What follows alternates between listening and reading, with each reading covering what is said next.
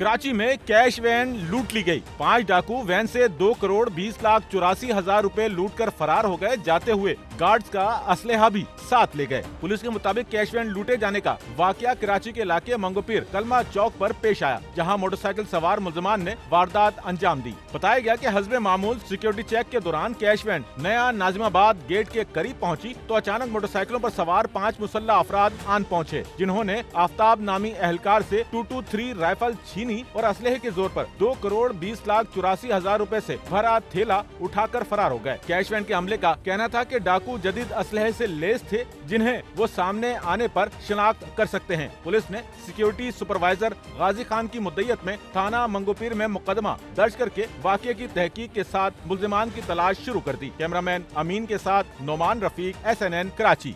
Sachal news network की videos में खुशामदीद। नाजरीन, वीडियो से मुतालिक अपनी कीमती राय का इजहार कमेंट बॉक्स में ज़रूर करें और चैनल को सब्सक्राइब करें।